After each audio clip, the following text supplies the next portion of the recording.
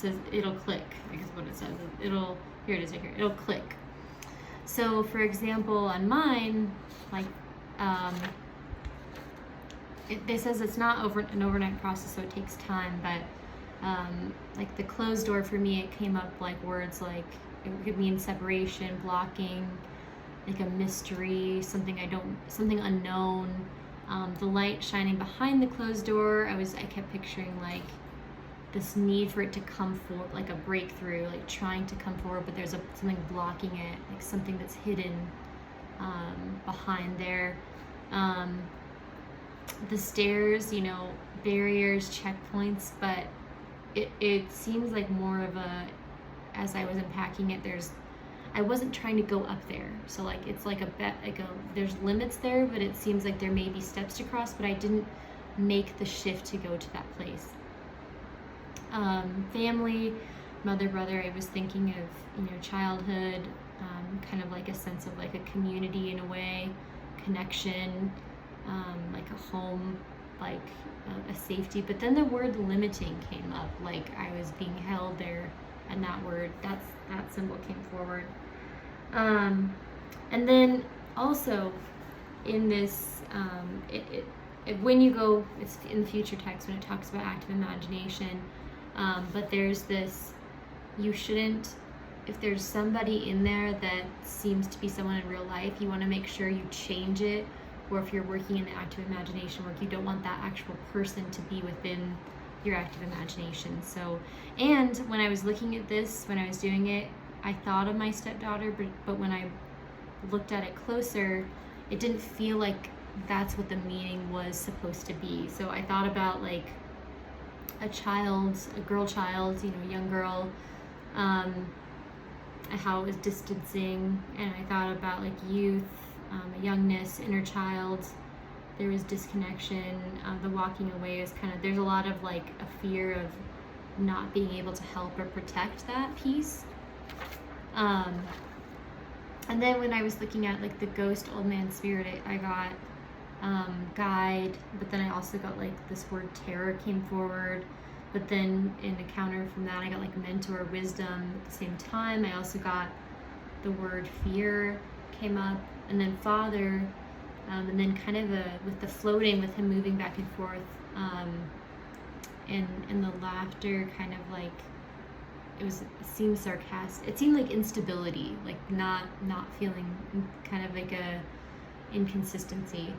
And then the masked piece, like I came up with words like blind, lost, hidden, misguided. So those were the main ones. And then with the symbol of the cat, I got sneaky, fierce, cunning, intelligent, independence, mysterious. The word shadow also came up. The word shape-shifting came because it came from, they shifted.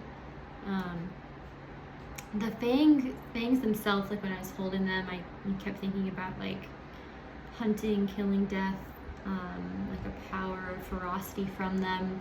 And then the hands themselves, like there was like a strength or a power, like a protection piece to them as well. So all of those came forward. And then when there's also like archetypal interpretation here as well. There's just a lot to unpack with this dream, but really it's just trying to figure out. The next step is to dissect the meaning by figuring out what clicks. So when you go to the piece of, trying to pull up the passage here, but when you make the meaning, you take those symbols, there's a lot of writing involved, but you go through a very big process of writing out the different steps and where you see this. And then for myself, looking at all these different things, you draw out all the different possibilities it could possibly be from these symbols, and then that's step 2, and then you lean into the interpretation And to be honest, I'm still kind of working through this. There's a lot here. But with what he's talking about, there's different alternatives, and you have to figure out what has the most energetic intensity for you when you lean into it. You can follow different small cues. You can kind of figure out, like, if there's opposites in here, you can kind of picture them arguing back and forth. And then, you have to figure out which has the biggest energy for you. They also say, like, there's 4 principles for validating the interpretation. So you want to choose interpretation that shows you something you didn't know. So usually it's something that it's underneath the surface of a message. It wouldn't be the message you think on the surface. Like, when I would first look at this, I would just say, my stepdaughter is going into middle school, and this dream is me signifying that I can't protect her, and from the things that I've experienced, it's a very big unknown. I can't keep her innocence. That would be like the something, an interpretation of the dream that could be something that would make the most sense to my ego and my understanding. But dreams usually have to do with your own inner work. They're usually not about the person that's in your dream. It usually has to do more with what's going on within you.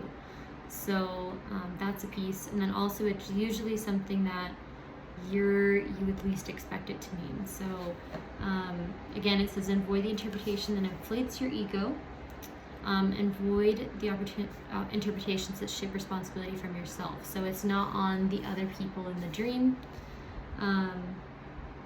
And then eventually it says, learn to live with the dreams over time and fit them into the long-term flow of your life. So so it's a work in progress for me with this piece.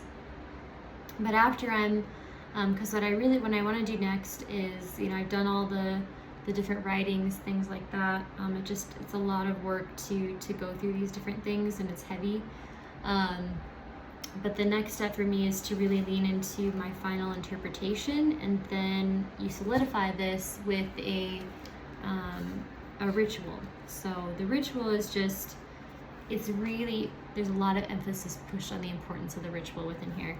It talks about how it's actually really important to use the body. It has a very magical effect on dream work.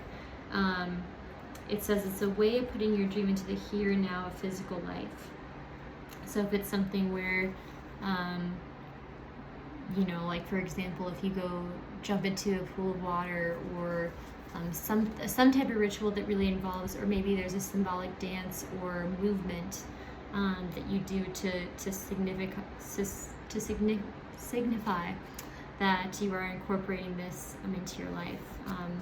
There's a hesitation to ritual because it seems like with our society, there's a hesitation to a lot of this, but it's not something that's looked at as something we need. There's a lot of emphasis on the external, but with the power of ritual, and I like this passage because it says, one of the meanings of the word ceremony in its original Latin form is awe. A ceremony was a way of behaving when one felt a sense of awe or stood in awe. So it's just this, like, clear connection to the divine and our inner self. So it's emphasizing that. There was a really beautiful story that Johnson shared, and it was the ceremony of the flowers, and it talked about how the dream of the monastery, and there was this person in the dream who there were flowers as the symbol, and so to figure out to thought about the symbolic act she would express to reach the purpose of the dream and what she saw as the understanding. She felt that she received communion right when she saw the flowers and that connection. So she decided that she was going to go gather flowers like the one that were in the dream. And then when she did this, when she came back, she saw a church that matched really similarly to the church that was in her dream. And she became the monastery there, and she became welcome into that space and was able to come in and perform rituals. So it just seemed very like such a divine experience that she was guided to do. And then there's also this, like, when you can't think of anything to do, just do something, you know, go out on a walk, honor the dream of your system. But I'm really looking forward to, once I unpack further this dream and lean into it a little bit more, there's just so many pieces, and I want to make sure I do it thoroughly, what that ritual is going to look like, what that experience. For myself, because I'm working on that Know Thyself project related to sand tray, I'm curious on, maybe I'll do a sand tray ritual or something to kind of help me unpack it in that sense too. So after all this, there's also is talking about moving into the active imagination piece in this text. That's the second half of the book. There was this, there's different ways of doing it. Johnson's like, make sure you're writing it down. That keeps you kind of regulated. But there's also different techniques of someone doing it through dance interpretation, and then sand tray as well. So I was thinking that could be another alternative for me, since I'm not, the writing piece is kind of something I'm leery to, but I'm working on incorporating it more now that I'm into this text here. And I'm wondering where the hesitation comes from, just a curiousness for myself, because as a child, I thought I would be a writer. There was this big push to that when I was young. So it's just interesting to see why now when I try to journal or do things like that, there's a wall there. So I'm curious on why. So maybe looking into that unconscious part of myself to bring that up would be helpful. So anyway, looking at the active imagination piece, there's a couple different passages in there that I found interesting. There's talking about fantasy and how there's the way to, it says, it's not active unless you're participating in the drama with your feelings and emotions. I have a feeling, a reaction. I am happy with happiness, interested, sad, or angry, that I must enter into the imaginative state, act as intensely as it would if it were an external physical experience. So that's a really key piece here. There's also just, there was a really cool example where it was talking with my inner artist. And again, it talks about how writing is very clear here, and how the person, while you're doing this, you're supposed to be writing out. That's the intent. You're going to be writing out what the person you're speaking to is saying and the conversation between them. But in this one, it was talking about there's a need for, there's someone who was having a hard time sleeping because they were on this house project and all these ideas came up. So in order to reach a place of rest, they did this active imagination and they were talking to their inner artist. And this person that they were speaking to is starved of their artist role because of all the practicalities of life. So there's this conversation and they reach an agreement, and the voice quiets because there's this promise of doing different art activities to help fuel that need. So it's just really interesting in how using this as a tool to reach that place of balance and wholeness.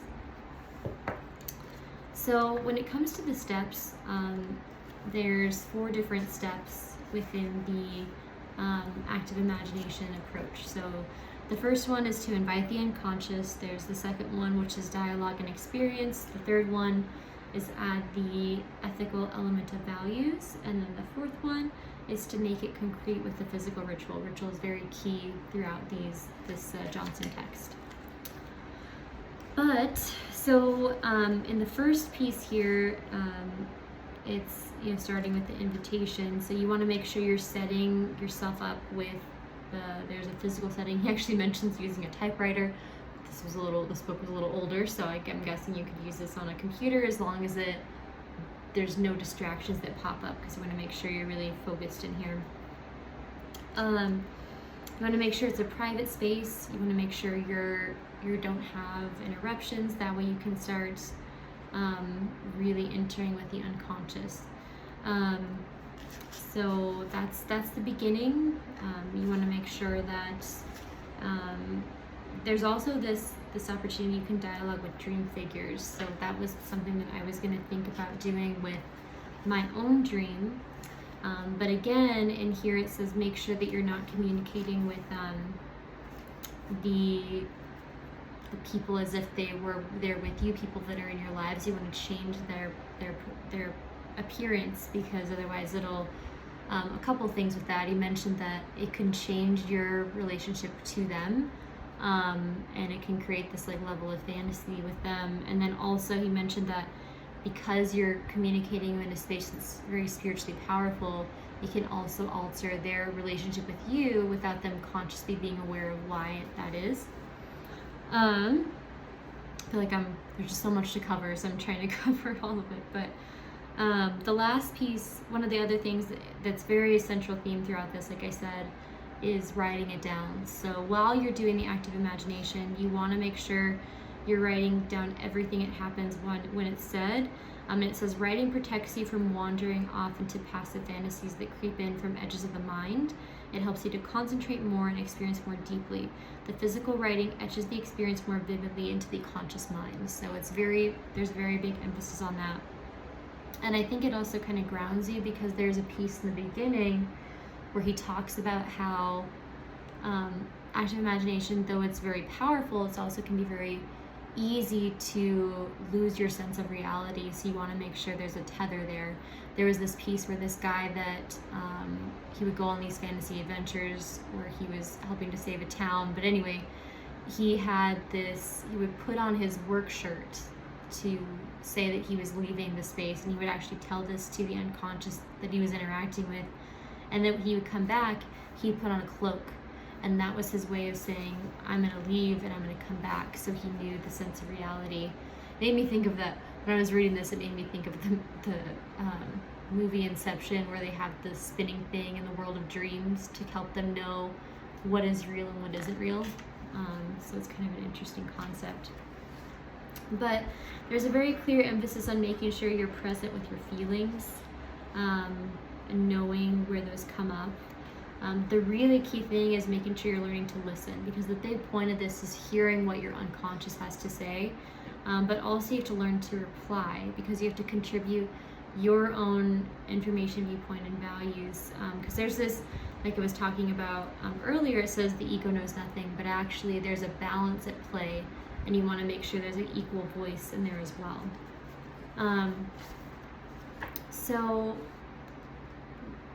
The last piece that I want to touch on, there's a second section in values. Just making sure that that we're very clear on. Let's see, let me find the passage here. Find the one I had it marked, but let's see.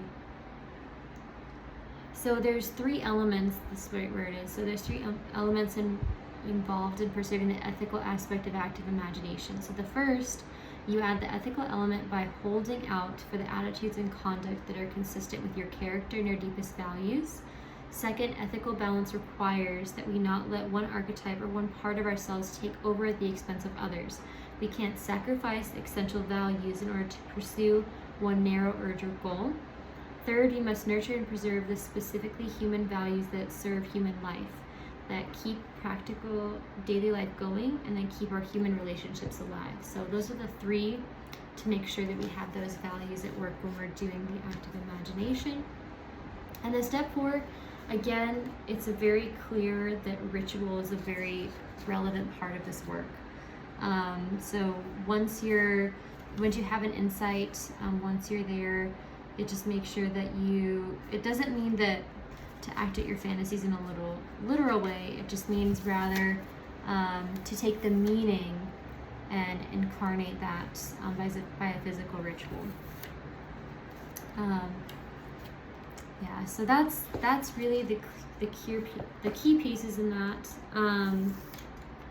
What I really found relevant, and why I'm mentioning why I'm being honest about how when I was working with my dream, how I'm still working through it, because there's so many layers to unpack and to really hit that key level of understanding. It says it takes time. So it talks about the story of the walls of Jericho, and how walking around it 7 times caused the walls to fall. And it takes a lot of time to unpack these different qualities and meaning. So there's patience involved here, and just trusting that as you do the work, the knowledge will come forward. The last part within the book that I want to talk about is the Spirit Man on Mount St. Helens. So it's a story that Johnson brings forward, and how his kind of a transcendental experience when he was talking to this guide, and he was showing them this beautiful color, brightness, this view that he was seeing, the diamond, this image that came forward, and he said, what is it good for? What's the meaning behind this? And the Spirit Man was like almost disgusted and says, it's not good for anything, just watch. And I think it's just really a beautiful way of sometimes there's not a practicalness to this. It's just, there's beauty to be found. So it doesn't need to accomplish anything. It just needs to flow and to experience. So I just thought that was the ending of the text. I thought it was very powerful. So this is a longer reflection than usual, but there's so much to cover.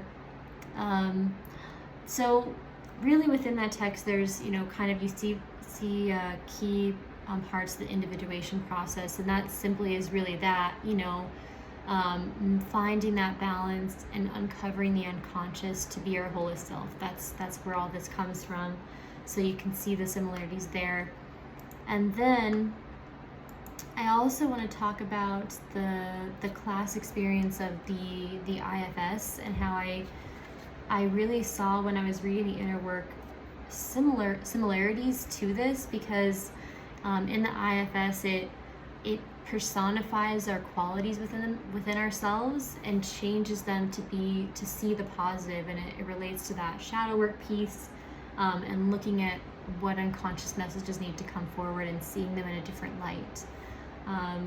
So when it talks about there's the thought protectors, exiles, fixed protectors, self, LED, and then the self. So those 4 components was really interesting, because I could see themes kind of being pulled from there as well. And then within mine, when we did the meditation in class, and I'm still working on this and working on the image, but mine was really related to like the concept of body dysmorphia, and how there's these messages growing up for myself of the need to look a certain way or be a certain weight, or that was a big fixation growing up, that came from, my grandma had a lot of positive qualities within her, and I value her as a mentor, but she had that quality, I guess I would call it a shadow piece for herself, where it was, I need to look this way, or I need to be seen this way. And that was put on not only myself but my mom, regarding weight and regarding just how we look was a big focus. So that came up for me, and it looked like this blob. This is what I drew, and it's like this big blob of just dark shadow. And it had these messages of, can you afford the calories? You didn't work out, now you can't eat, you're lazy. I wouldn't step on the scale because I think you gained weight. Are you gonna eat that? What's wrong with you? You look disgusting, you're getting fat. All these really negative self-image messages that are coming forward. And when I looked at it though, I was like, there's this frustration piece, like where, what's your goal? And what I wanna do, finishing up the inner work text, is I want to go into the active imagination and really kind of talk with this unconscious part of myself, and really figure out what's our goal? What are you looking for here? What's the concern and what's the fear? And then figure out how to see it in a way that's positive. I didn't get there when I was in class, so I think there's just more stuff to because it's frustrating when you have that piece come up, but I do want to understand it, and I think that's a really key piece.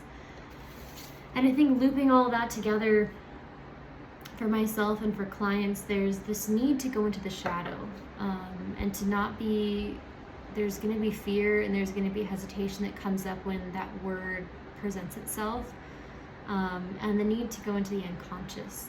There's more to be found there than I think we realize, and in order to achieve that balance and to use our ego in a way that communicates with our unconscious pieces and really gets us to that place of wholeness where, you know, they say the joy of life is found, to create that harmony and that balancing piece, and using that metaphor of the seesaw. And, you know, I think there's going to be some resistance to be found, not only for myself but for clients when we go into this piece, this work.